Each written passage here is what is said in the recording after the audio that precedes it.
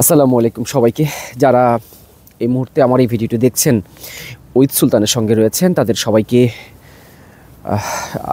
ধন্যবাদ জানাচ্ছি। একই সঙ্গে যারা পরবর্তীতে দেখবেন তাদেরকে ধন্যবাদ জানাচ্ছি। আসলে দেখুন, সোশ্যাল মিডিয়াতে এখন প্রচুর পরিমাণে হাসির কন্টেন্ট, ফানি কন্টেন্ট, ঘরে কি হচ্ছে বাইরে কি হচ্ছে এরকম নানান হাজার হাজার কন্টেন্ট আমরা দেখে থাকি। কিন্তু একটি বিষয় নিয়ে আসলে আমি দেখি ওইরকমভাবে কেউ কাজ করে না, বা যেটি করা উচিত সেটি হচ্ছে শিক্ষামূলক বিষয়। বিশেষ করে মানুষের জীবন থেকে আমরা কি শিখতে পারি, বিভিন্ন গল্প থেকে আমরা কি শিখতে পারি, হয়তো বা রয়েছে, বাট সেইগুলো আসলে সেইভাবে করে মানুষের সামনে আসছে না। দেখুন, সোশ্যাল মিডিয়াতে শুধুমাত্র আমরা হাসি ঠাট্টা তামাশা করার জন্য ব্যবহার করি না। এখান থেকে এখন আমরা অনেক কিছু শিখতে চাই। এখানে আসলে আমাদের জীবনের প্রত্যেকটি পার্ট এখানে একেবারে খুব অঙ্গাঙ্গিভাবে জড়িত হয়ে পড়েছে।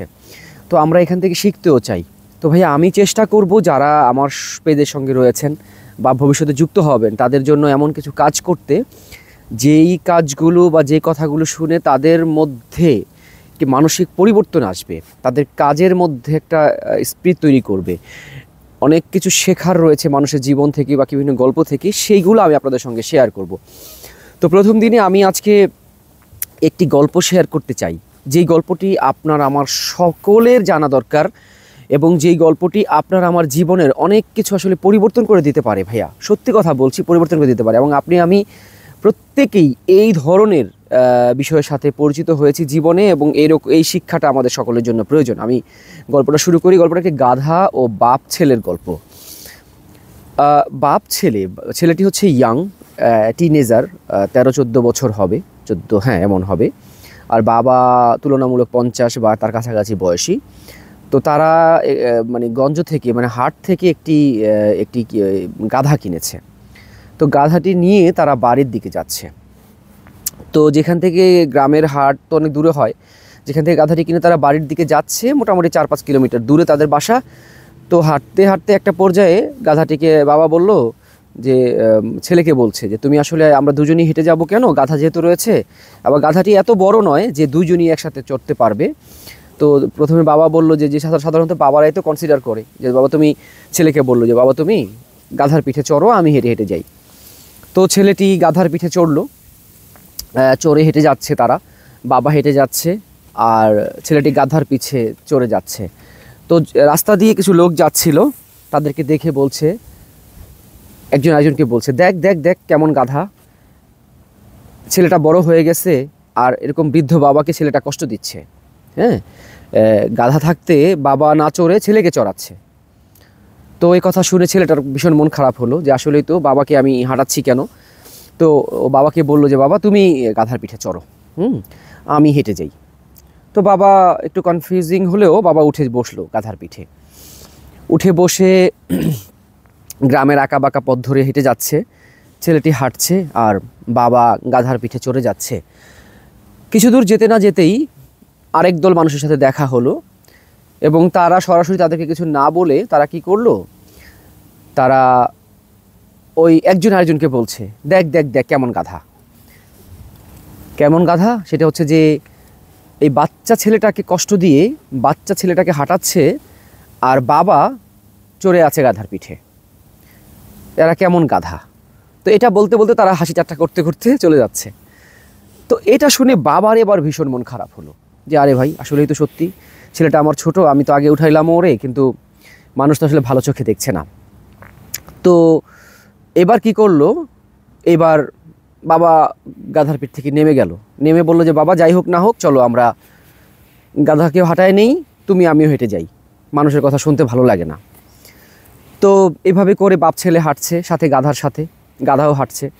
হাঁটতে হাঁটতে তারা যেতে যেতে যেতে আরেকটু দূরে আগালো। তো সেইখানে আবার আরেক দল মানুষ আসছে, গ্রামের মানুষ যেরকম হয় আর কি, আরেক দল মানুষ আসছে। তো দেখে সবাই দূর থেকে হাসছে। তো তারা বাপ ছেলে বুঝতে পারছে না কেন হাসছে। তো একটু সামনে এসে একজন আরেকজনকে বলছে, দেখ দেখ দেখ দেখ কেমন গাধা, এরা গাধা কিনছে কি, এরা তো নিজেরাই গাধা। এরকম একটা গাধা থাকতে তারা বাপ ছেলে হেঁটে যাচ্ছে আর গাধাকে খালি পিঠে হাঁটায় নিচ্ছে।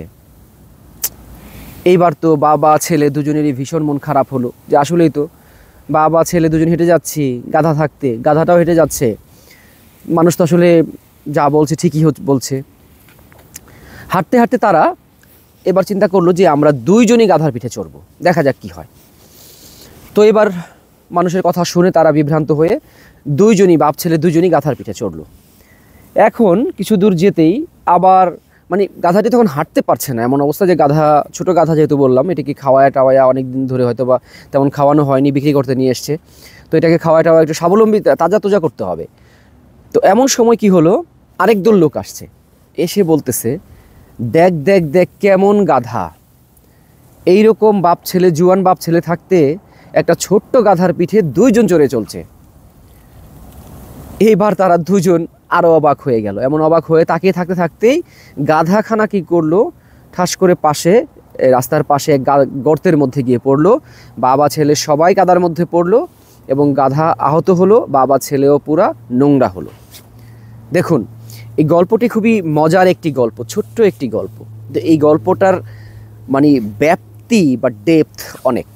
আমি একটু এর সাথে আমাদের জীবনকে মিলাই। দেখুন, আমাদের জীবনে প্রত্যেক দিন আপনি এইরকম কথা শুনবেন যে এইরকম ছেলে এই পেশায় আছে, এই এত বড় জায়গা থেকে পড়াশোনা করে এসে এই কাজ করছে। আমাদের দেশে যখন গার্মেন্টস ইন্ডাস্ট্রি শুরু হলো 80-র দশকে, তখন মানুষ কি করে, মানে বাসার মধ্যে সেলাইয়ের কাজ করে এই টেইলারিংয়ের যেই ব্যাপারটা সেটা হতো, মানে কাপড় চোপড় বা কোনো কিছু তৈরি করার জন্য। তখন আমাদের কিছু উদ্যোক্তা তারা ভীষণ চিন্তা করে এই গার্মেন্টস শিল্প শুরু করলো, অল্প অল্প কিছু মেশিনারিজ দিয়ে। তখন অনেক মানুষ বলেছিল যে আরে এই এত বড় মানুষ হইয়া এখন এই সেলাই মেশিনের কাজ করবে, এই ব্যবসা করবে, এটা কোনো কথা ভাই? দেখুন, আমরা অনেক ছোট ছোট পেশাকে অবহেলা করি আমাদের দেশের মানুষের, বিশেষ করে এই সমস্যাটি ভয়ঙ্কর।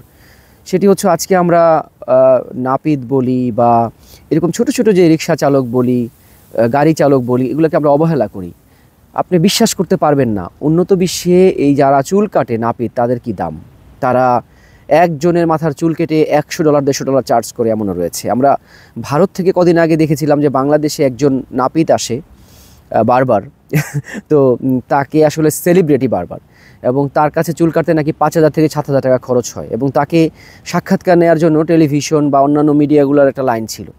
হ্যাঁ, তো ভাই, সফল হতে হলে আপনাকে এমন নানা প্রতিবন্ধকতার মুখোমুখি হতে হবে। আপনি যাই করবেন, মনে রাখবেন, আপনি যাই করবেন আপনাকে পিছে লোকে কিছু বলবেই, এবং নিন্দুকের আপনার সমালোচনা করবেই। এই নিন্দুকদের সমালোচনা আপনার নিতে হবে, এই নিন্দুকের সমালোচনা আপনাকে গিলে ফেলতে হবে, এটাকে স্পিড হিসেবে কাজে লাগাতে হবে।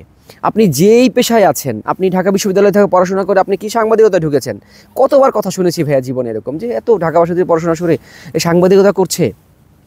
আবার অনেকে হয়তো বা ঢাকা ইউনিভার্সিটিতে পড়াশোনা করে মার্কেটিংয়ে জব করছে, এখন সে বাড়ি বাড়ি গিয়ে মার্কেটিং করবে। ভাই, আপনি যেইটাতে যান, বাংলাদেশের মানুষ দুই একটা জিনিসকে ভালো চোখে দেখে। একটা হচ্ছে সরকারি চাকরি। সরকারি চাকরি করলে এরা ভাবে যে না জানি কি হয়ে গেছে, সেখান থেকে প্রচুর উপরি ইনকাম করবে, এটা করবে সেটা করবে। আরেকটা হচ্ছে দেশের বাইরে থাকে, দেশের বাইরে সে কামলা খাটছে নাকি টয়লেট ক্লিন করছে, ডাজেন্ট ম্যাটার, দেশের বাইরে থাকে, এই ছেলের কাছে নিঃসন্দেহে মেয়ে দেওয়া যায়। তো আমাদের থিঙ্কিংয়ে সমস্যা ভাইয়া, আমাদের থিঙ্কিংটা চেঞ্জ করতে হবে। এবং আমরা যারা ইয়াং এজ, আমরা যারা এই যুগের, এই জেনারেশনের মানুষ, আমাদেরকে কিন্তু এই কথার মধ্যে পড়লে হবে না। আমাদেরকে কিন্তু স্ট্রং হতে হবে, আমাদের শক্তিশালী হতে হবে, এবং আমাদেরকে এই রকম সমালোচনাগুলোকে নিয়ে কাজ করতে হবে, ভেঙে পড়লে চলবে না।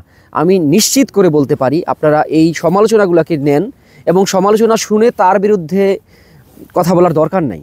ভাই, সমালোচনা সে করছে, করুক, আপনি ওটাকে স্পিড কাজে লাগান। আপনাকে বলছে যে এই ছেলে তো অনেক যোগ্যতা আছে, এই ছেলে এই কাজ করছে কেন, আপনি মনে মনে নেন যে ভাই আমার যোগ্যতা আছে, এইটাই আমি কাজ দিয়ে প্রুভ করব। দেখুন, এখন প্রত্যেকটা শখ আমাদের বিভিন্ন রকমের ব্যবসায় পরিণত হচ্ছে, এখন ফেসবুকের কল্যাণে বা বিভিন্ন মার্কেট প্লেসের কল্যাণে।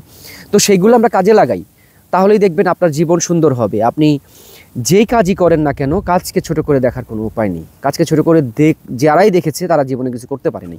কাজকে বড় করে দেখুন এবং নিজেকে বিশ্বাস করুন, মানুষকে না। দেখুন, কবি বলেছেন, নিন্দুকের বাসি আমি সবার চেয়ে ভালো। তো এই নিন্দুকদের ভালোবাসতে শিখুন, তাদের কথাকে মূল্যায়ন করুন, তাদের কথা অনুযায়ী অন্যভাবে চিন্তা করুন। অর্থাৎ তারা বলছে এইভাবে হবে না, আপনি ধরে নেন যে এইভাবে হয়তো নাও হতে পারে, তখন আপনি আরও সাবধানী হন, আরও নিজেকে বেগবান করুন, তাহলে দেখবেন ঠিক আপনি আপনার গন্তব্যে চলে আসবেন। তো আজকের এই ছোট গল্পটি দিয়ে আমি আসলে এটি আপনাদের বোঝানোর চেষ্টা করলাম যে সমালোচনা জীবনে আসবে, আপনি যাই করেন তাতেই আসবে, ভেঙে পড়লে চলবে না ভাইয়া, এগিয়ে যেতে হবে। তো আমরা পরবর্তী ভিডিওগুলোতে আপনাদেরকে আরও দারুণ দারুণ গল্পের মাধ্যমে এই শিক্ষণীয় যে বিষয়গুলো রয়েছে সেগুলো দেখানোর চেষ্টা করব, এবং মানুষের জীবনে আসলে বড় হওয়ার জন্য কী ধরনের গুণ থাকতে হয় সেগুলো নিয়ে আলোচনা করতে চাই, মানুষ কিভাবে সুখী হতে পারে সেগুলো নিয়ে আলোচনা করতে চাই। তো সব কিছু মিলিয়ে আমাকে সাপোর্ট দিবেন আশা করছি, আমার পেজের সঙ্গেই থাকবেন। যদি ভিডিওটি ভালো লাগে আশা করি শেয়ার দেবেন, অনেকেরই এই ভিডিওটি দেখে উপকার হতে পারে। আসসালামু আলাইকুম সবাইকে।